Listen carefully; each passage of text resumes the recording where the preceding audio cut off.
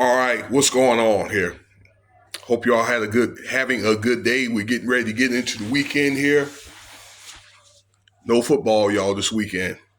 Well, NFL. How about that? All right. So this is a very serious video here, a very sensitive topic. If I offended anybody, I'm sorry. I'm just going to give you my honest opinion. I kind of had to look things up on this subject here. First of all, okay, I want to say to the families of those victims that passed away in this mid-air collision in Washington, D.C., excuse me. Everybody, there were no survivors. I want to let you know, the other day I said that they had rescued 4 people, okay, from a report that I saw that night, maybe a couple of hours after it happened. And yeah, so I had to go back and say, I had to make a correction on that. But then there were a person that got rescued, and they didn't know the condition that he was in from another report, but he must have died in the hospital. So I'm thinking they tried to revive these people and they died. Okay, they must have died in the hospital. So you know what I'm saying? It hurts me to say that there were no survivors. All the people, including the pilots, are very, very important. But one thing is really, really touched me. One person was this black lady that was a law student, and she was going to be coming on board at Howard University in the fall. You know what I'm saying? That really, really broke my heart. But, I know there was other inspiring people on that plane as well, okay? And also to the pilots too, because I don't think anybody survived, all right, for those Army pilots. So unfortunate to say that. So what I want to make that correction right there. No survivors. So this DEI thing where Donald Trump was saying that the DEI was to blame to this plane crash here, okay? And there were several podcasters. I know Roland Martin, Willie D, a few of them were all like, what did that have to do? Okay, and I agree. But you also have to look at it at this angle, ladies and gentlemen, that a lot of those pilots, let's just say, the Army pilots and all that, the military pilots, but even the civilian pilots and all that they're hired for these civilian airlines, i.e. Delta or Southwest, United, any one of these, okay, more than likely have military experience, okay? They're more than likely veterans, or they could still be in the military, but they could be in the reserve or National Guard, okay? So people were quick to look at, well, it had to do with black people and all that. I disagree to a certain extent, okay, with the remarks that Donald Trump made about the DEI.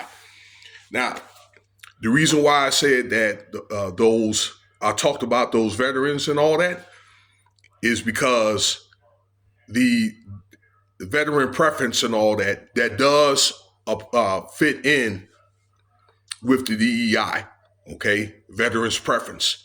You see, when someone gets out of the military and so forth, okay, and try to get into these government jobs or even many civilian jobs, okay, that many of them do have veteran preferences.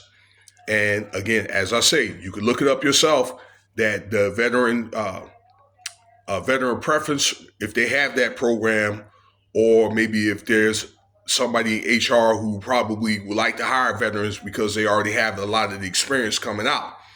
Yes, it does fall into that. Okay. But he made some other comments were saying that, it's a predominantly white uh, industry as far as the pilots and so forth. So the only thing that I'm thinking that he directed that remark to is veterans. Okay, that wouldn't be fair to direct that to black people or women or anything like that. And shout out to a lot of the women too, because it's my understanding about they say 17, 18% of pilots and all that are women. Okay, so that's just my take on it. Okay, but while I do have you guys on video, I will say this. Okay, whether you were in the military or not, whether you um, when you took a job doing the civilian aircraft, whether you in the military or in the doggone civilian field, let me tell you something. That's very, very serious business working in the transportation industry. Okay, doing that, particularly if you're in aviation. I worked in aviation for about 6 years, but I did a lot of groundwork and all that, fueling planes and things like that. Okay, worked the baggage and working in the airport, and I was in some aviation units in the military. I did a lot of did a little bit of work over here at the Air Force Base here in Las Vegas, Creech Air Force Base, for a short period of time. But we had some contract disputes, and I ended up having to leave that job. But I'll say this: it's one of the things that you got to be on top of your game, physically and mentally. Okay, on top of the stress that you're going to have to deal with working in the aviation industry in the first place. That also includes probably a lot of your side jobs, like if you work on ground, if you work on the ramp, or doing whatever ramp work they're doing, air traffic control. I understand that's a very stressful job. I knew some people a couple of people that worked in the air traffic control and things like that. Okay, you have people directing air traffic and all that. So I think that a lot of these aviation companies, particularly in the military, they're probably going to have to, how can I say, kind of scrub the program a little bit and maybe make things a little bit stringent. But now he did mention, this is Trump mentioned that at the time that President Obama 10 years ago had kind of opened the DEI program a little bit up. Well, it's from my understanding the reason why he did that more than likely because when a lot of people started retiring, probably, 10, 15 years ago, all right, they left a lot of those jobs open. So they probably preferred or did things to try to get more people, women, and, that kind of thing, even your people in the four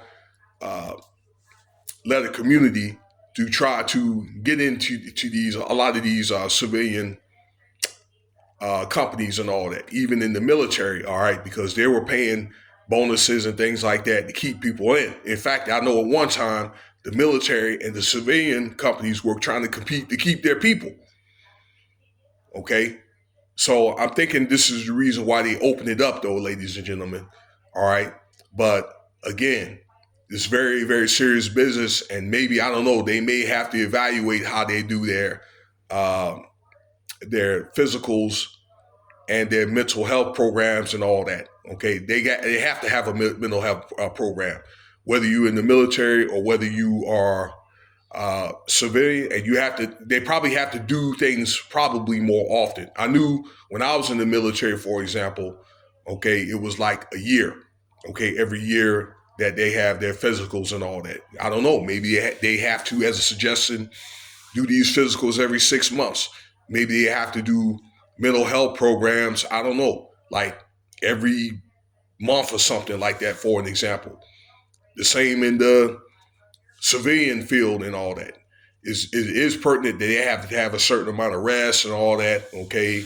I don't know, like 10 hours. That's what I heard, that kind of thing. Okay. So they could be functionable, but they got to be on top of their game or whatever. They got to be at the highest the highest level of functionability. Okay. I hope I said that right. Again, why? Because you have lives at stake. So we can avoid incidents like this. Okay. I don't think, in closing, those pilots were at fault for American Airlines. And these guys just ran into this vehicle. I'm sorry, not vehicle, but plane, okay, in their helicopter with no lights on or whatever, from what I saw, okay. Um, Everybody's arguing, you know what I'm saying, where is all this coming from? There'll be more details about what happened and why it happened with this incident. So stay tuned, okay?